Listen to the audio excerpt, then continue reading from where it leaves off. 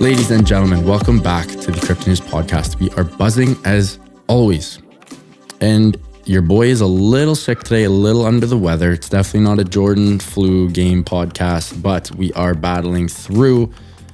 It is what it is. Everyone's sick in Toronto. You got to do what you got to do. Now, enough about me. On to the guest. Pumped to have Jacobc.eth on the show today. A BitDAO core contributor and wrote the founding proposal for Mantle. He's also the founder of Hyperplay and strategic advisor to MetaMask. Wow, what a treat.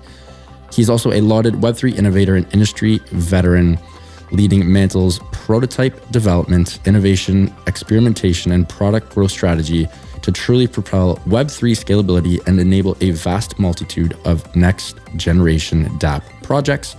Prior to joining Mantle, Jacob was ops lead at MetaMask, developing growth and monetization strategies for the leading crypto wallet and its parent company, ConsenSys Software, where he spent over 4 years. Jacob has spearheaded innovation across a variety of industries, serving as CTO for Concierge Auctions, the largest online marketplace for luxury real estate, CTO for Merlin Labs, an autonomous aviation tech company, and Director of Innovation at Berkshire Hathaway's HomeServices of America, the largest real estate company in the world. What a bio. Pumped to get into this. Jacob, welcome to the show, my friend. Thank you so much for having me, Matt. Pumped to have you on. Also, Secret Labs gang. Love the chair in the background for our visual viewers and not just our friends commuting back to work in their lovely whips. And wow, so many things to jump into here. Let's start with Jacob the person before we get into all the crypto stuff. And the one thing that stood out to me was Berkshire Hathaway's HomeServices of America, the largest real estate company in the world. I feel like so many of us, myself included, I totally forgot that Berkshire Hathaway even had that line, that product line. I have one of Buffett's books behind me, The Oracle of Omaha, and I remember reading it in there and I totally forgot about it. What was it like working for Berkshire Hathaway? Did you ever get any touch points with Warren or Charlie or any of the big dogs? Any funny stories from those good old days? HomeServices of America created an innovation lab for building real estate tech from my time at Concierge Auctions. So I was a chief technology officer for the real estate marketplace that you mentioned. And we actually built, basically an innovation lab that was focused on automating and improving the experience of buying and selling homes in traditional real estate after we had done it in luxury real estate. It was kind of based on the hypothesis of you can really build and innovate in higher luxury segments, like kind of like Tesla built like really high-end cars and then made mass market cars. And so we created a marketplace that really improved and used incentives to do price discovery and things like that on traditional real estate. And then we extended that to mainstream real estate. So, I will say like HomeServices and Berkshire Hathaway they're not where I would want to be today. It's very different world. And my dreams were in Ethereum and crypto. And I was really excited to get started on the things I was really passionate about. But I did a complex transaction with them around Concierge Auctions, and it was a different time in my life. But yeah, it was super fun. Why the move?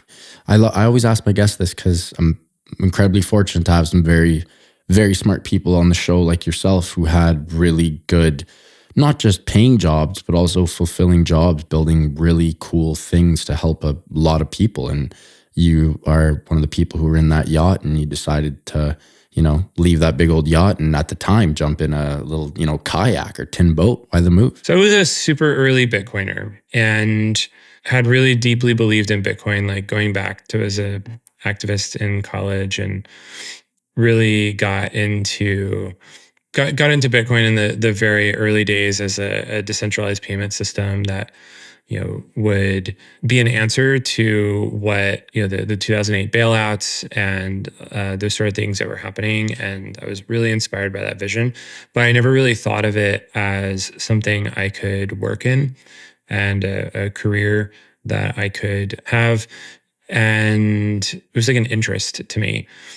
Around the time of the Ethereum white paper, And the idea that we could build decentralized applications and we could build a whole ecosystem of a new internet and an entire new financial system and a more community-owned financial system, like that was a really, really deeply inspiring vision for me. I had been working on this real estate marketplace, but my heart was in Ethereum, and I was kind of obsessed with Ethereum, actually. Oh, like to what extent? Like, you have any funny stories from your Ethereum obsession? Like, you ever have to check yourself into, EA, Ethereum's Anonymous kind of thing? Any Ethereum therapy? No, but I mean, I was just like, I would go to work and I would just like spend half the day reading white papers and like following Classic. the DAO, the original DAO.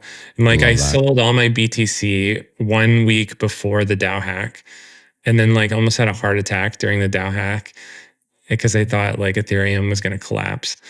I sold it all for ETH. And there were so many different products and protocols and things that I wanted to build. And I got really excited by like the status ICO, which, I wanted blockchains to replace the existing social networks, like even back in, I think that was early 2017 for that one.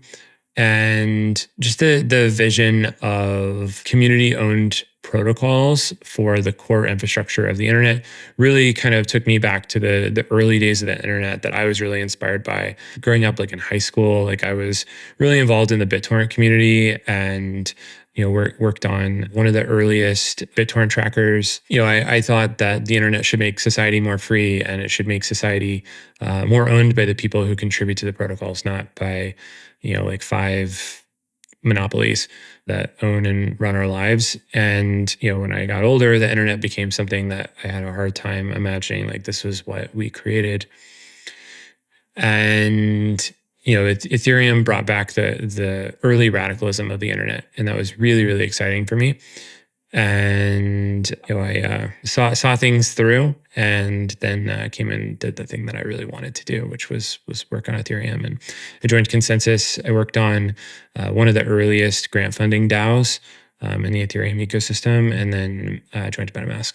How do you get into ConsenSys? Like, I've again been fortunate enough to have a couple of people who've actually been fortunate enough to work at ConsenSys during those crazy, hockey stick growth and incredibly important innovative years. Mind you, they still are shipping and building incredible things. But I mean, in the early days, like, what do? You just, fire over a resume, chat in the Discord? Like, how do you get hired by ConsenSys? How did you get hired? How does anyone get hired by ConsenSys back in the day? So back in the day, ConsenSys had this spoke model.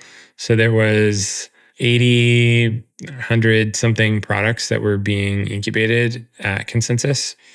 There were people who were in the Austin Ethereum meetup. ConsenSys helps to create, in the really early days of Ethereum, a bunch of different local Ethereum groups across the world. And one of those was in Austin. I had joined that and was attending different talks and things and joining in. And I met somebody who was from ConsenSys, and I was really, really excited to join ConsenSys and to solve different problems. The product I joined it's still around. It's called Penvala. It's a grant funding DAO, but it was originally actually a TCR for smart contract security. TCRs are like one of the few Web3 business models that ever got brought back, although it's super interesting, and I think it probably will come back in some form. What's it called? Token Curated Registry, TCR. So the idea behind TCRs it's like really popular in like the 2018 cycle. TCRs were a way of measuring truth using blockchains. Participants in the TCR would stake their funds to say that something was true. And if you said something was true that wasn't true, your tokens would be forfeited to the people who corrected your claims. So there was a bunch of early TCRs, like you might have heard of Foam was one of the biggest early ones. It was like a proof of location protocol where it was like you could maintain Google Maps through token incentives and create like a more decentralized version of Google Maps, or possibly even a more decentralized version of like GPS and things like that generally. There were other TCRs that were really popular in the early days, like Civil, which was a journalism aggregator, and newsrooms could join the TCR by agreeing to abide by journalistic standards. And if you violated, and the token owners decided you violated these journalistic standards, you would forfeit your tokens to the community. It was an attempt to make a meta aggregator of news that forced ethical journalism. There were other TCRs, but this original one was a TCR that told you like, had these smart contracts been audited, which was a problem early on. And it was part of ConsenSys diligence, which is the smart contract auditing part of ConsenSys. And so we were trying to create incentives for smart contracts to get audited because there were tons of hacks happening in those early days. And Crazy, yeah. incentives for the user to be able to know whether or not this smart contract was audited, how many audits it's had, how long has it been in the wild, those sort of things. So it was a security and transparency layer for Ethereum. Wow. Some crazy stuff. Let's get into a couple of the topics that you're very, very passionate about on the crypto side of things. And then we'll get into a couple of the companies, organizations that you are obviously working with and have founded and are shipping some incredible things with. But before we do that, I'd like to talk about your take regarding decentralized trust via cryptoeconomic security. Now, this is a big old mouthful. If I would have said that to someone not in the space, they would be in banana lands. They'd have absolutely no clue what's going on. And rightfully so, that is a big, big issue and a bunch of rather large words that are pieced together there. Now, you sort of spoke upon this when you talked about what got you fired up and what got you passionate about crypto and Ethereum, and that is the decentralized sort of true ethos of the internet, which was the original purpose of the internet, and now is obviously completely changed and is profit motivated like anything else in life. That's a story for another day. But I'd love if you could do a deep dive into sort of the distinct concepts of economic trust, decentralized trust, and how an ETH validator sort of really helps bring all of these things together. So the floor is yours. Give me what you got on this. Well, I think the internet itself, like going back to those early days, was about decentralizing access to information. I grew up believing the internet would make information, data, labor, just generally like more free, and that it would have a dramatically democratizing effect on society.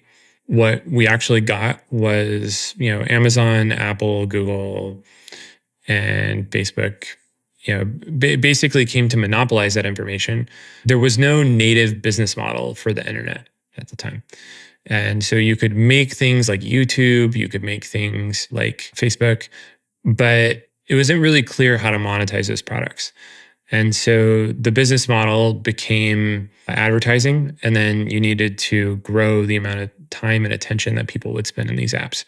And the way that you did that was through addicting them to them and creating perverse incentives and perverse forms of addiction, and made people angry, like Facebook shoving like strange content in your face, or just some of the stuff that people see around like TikTok and Instagram now.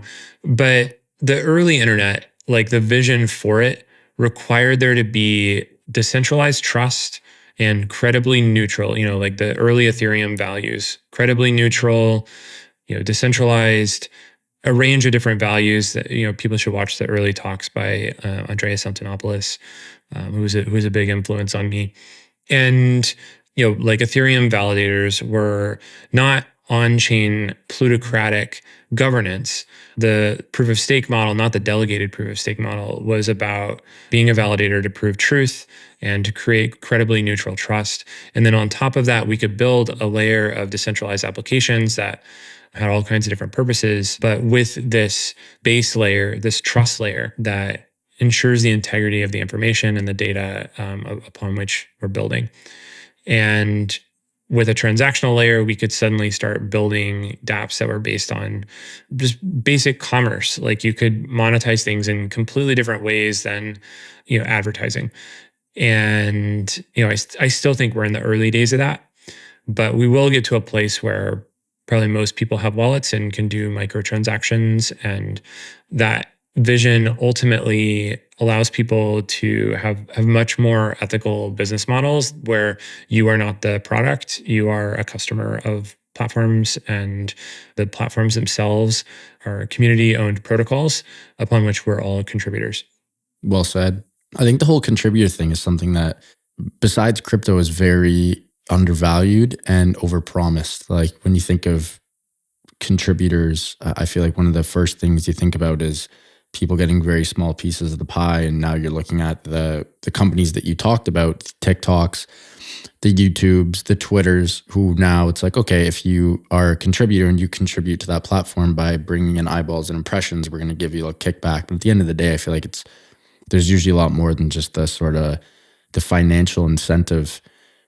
What is it about Web3 folks, Web3 native people that get fired up rather about having the opportunity to contribute to something without that financial gain? Like, I wouldn't even say that I'm really in that yacht because I haven't contributed next to nothing compared to the people like you. But what is it about the crypto people? Is it perhaps more open-minded? Is it like what qualitative traits sort of make us different from the non-Web3 folks, if that makes sense?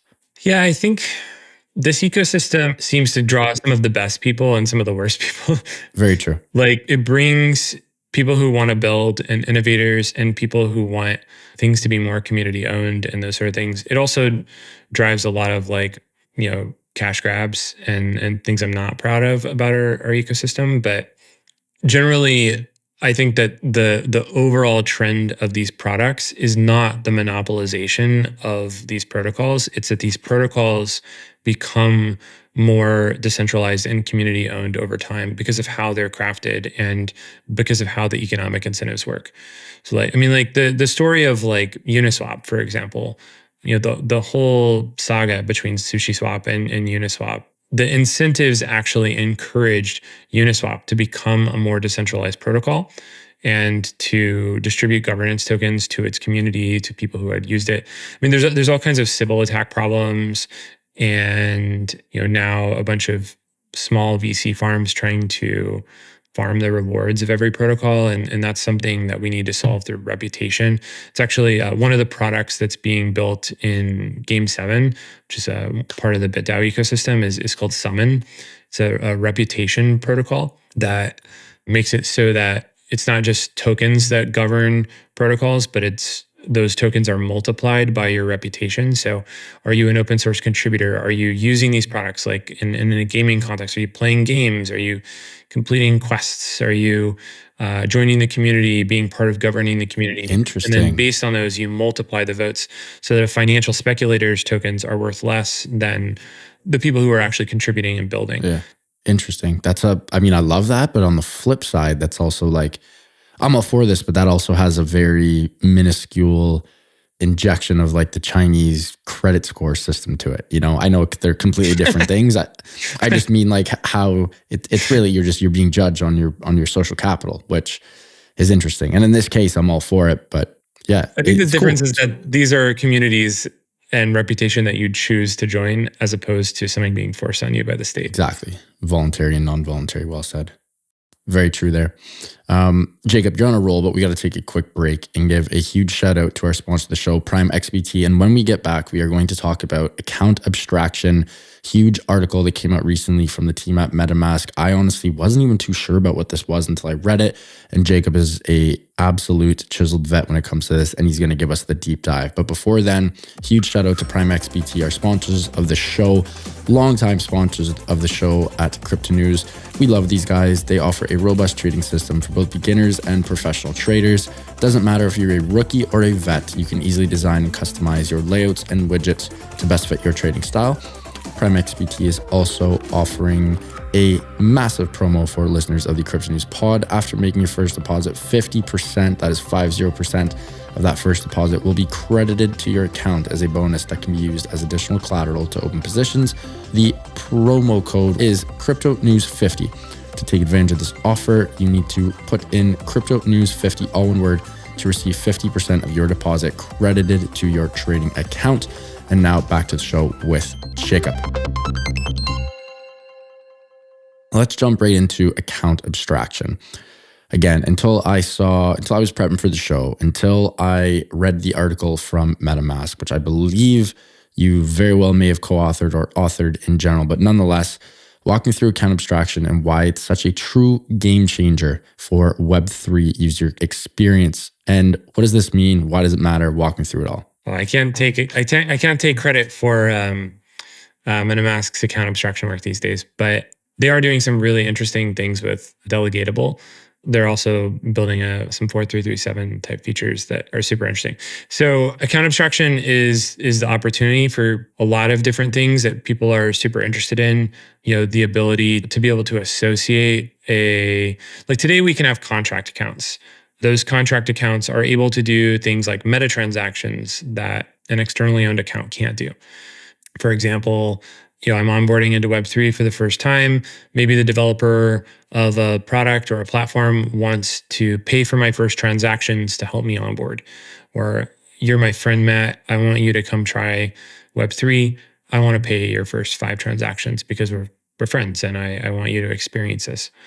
The abstracting away the transactions or allowing them to be paid in some other token. Like you're using my product, I want you to be able to pay for the gas using my token, and then the contract pays for the gas for you and accepts payment in whatever token that you're holding. Those are meta transactions, and that's some of the stuff that people are the most excited about. There's other things that are really interesting about account abstraction, but today you need a contract account to do that.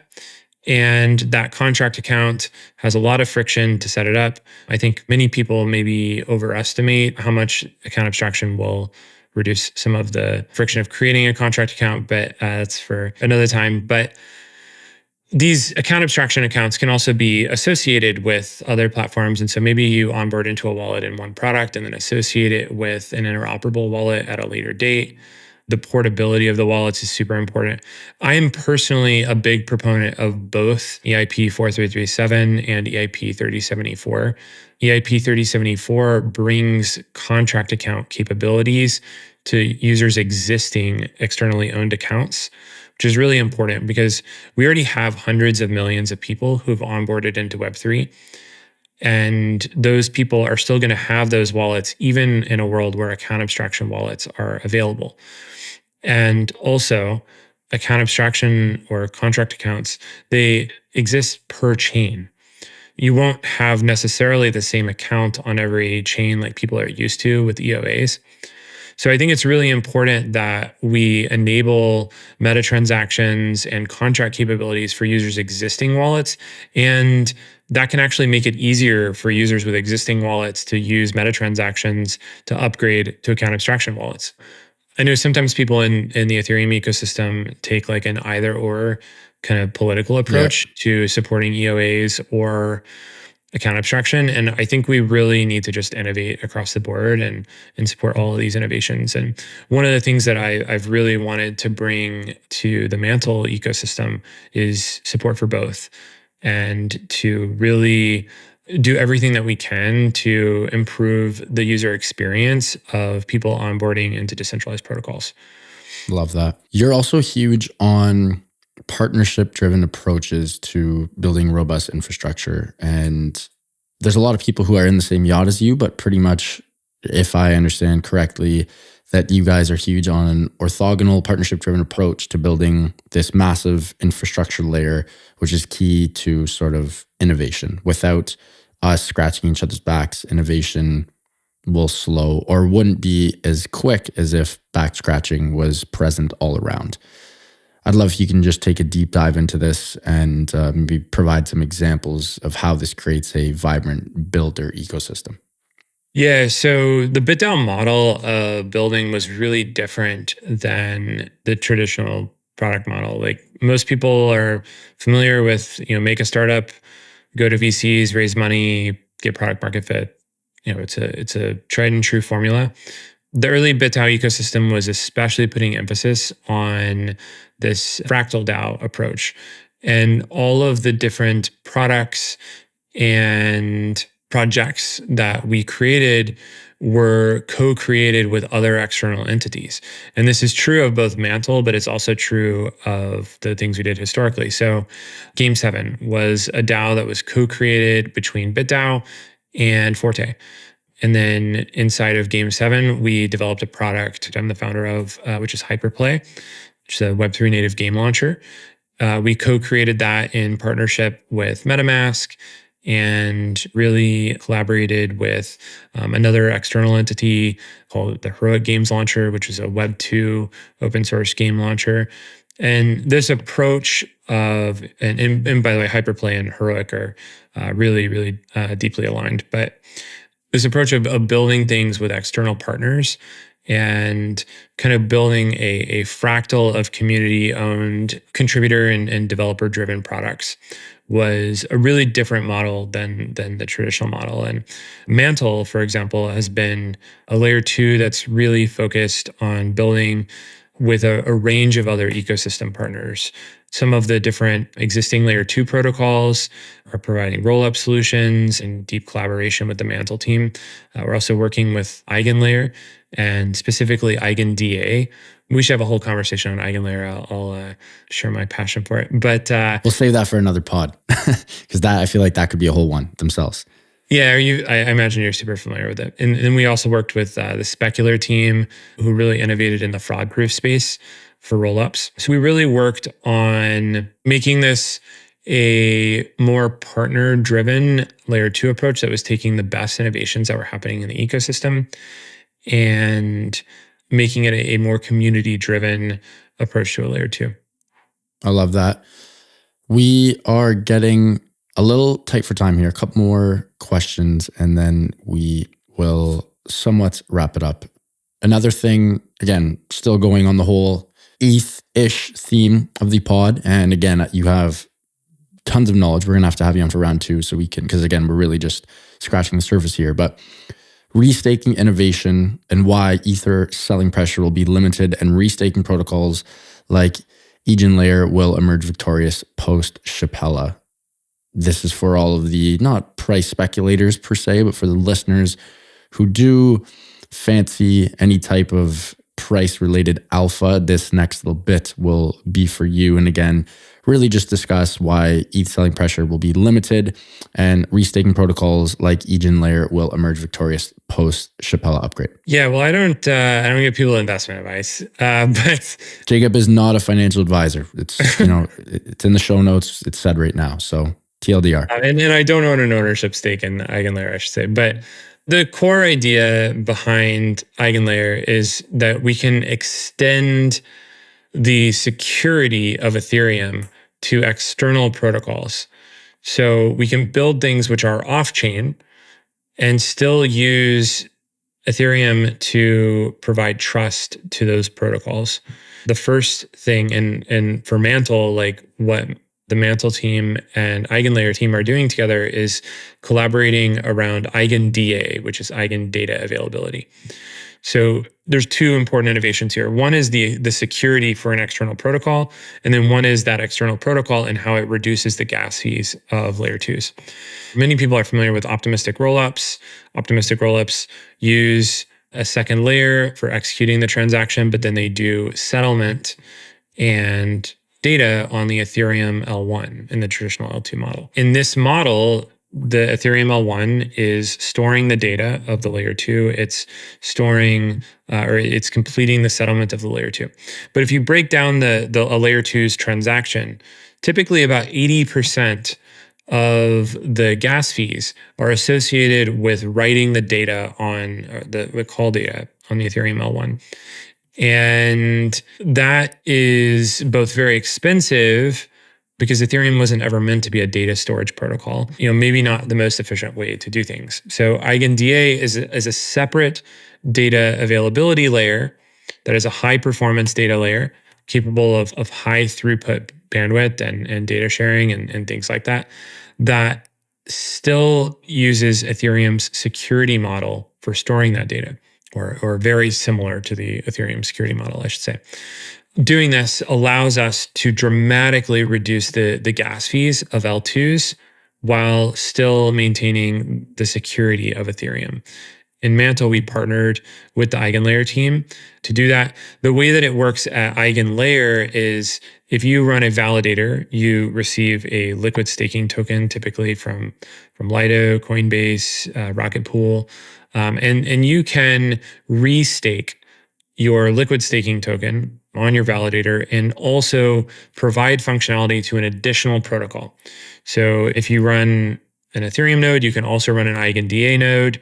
And that EigenDA node, if you do something malicious or you don't provide data that you were supposed to be storing, then your stake is slashed on L1. So this is a way of aligning the incentives of other protocols around the L1. And for people who are running ETH validators, the restaking mechanisms allow you to do more with your validator and to provide greater security, greater extensibility, and to earn on all those different protocols that you're contributing to. I love that. Let's end on a non-crypto native note. For the listeners, do go follow Jacobc.eth. Great follow on Twitter. I also love when crypto people don't just post about crypto. Jacob is one of them. One of the things that you continuously post about, which I feel like all of us should be more concerned about, but candidly, we're not. And that topic is organic regenerative farming. You post about this on Twitter all the time, and there's some really good shit on it that you post. What makes you so passionate about this? What gets you so fired up? Why are you so intrigued by organic regenerative farming? Yeah, so I think healing the relationship between humans and agriculture is probably like the most important change that we can make for the future of humanity. A lot of the Bitcoiners, well, I'm definitely not a Bitcoin maximalist. There's been a lot of interest pointing out that the food system we have today is what people call like a fiat food system, where the incentives around agriculture are to grow food that is destroying our planet. The incentives are, to take government subsidies and to grow cereal grains like corn, wheat, soy. These are genetically modified, like the soybean is then sprayed with Roundup. And if you go to any of the places where these are produced, I think most people, they live in cities and they've never experienced this, but these fields are dead. They are massive, sterile, dead places of death. And the soil is repeatedly plowed over and over and sprayed with chemicals over and over and is becoming sterile. The topsoil is depleting, and our ability to grow and produce food in this food system is declining. Regenerative agriculture instead creates holistic systems and relationships between plants and animals and the land that mimics how this happened in nature. So historically, like North America has some of the best topsoil in the world. And the reason that it has that is because bison, there were probably there are some scientific estimates that there were 3 times more bison than there are cows in North America today.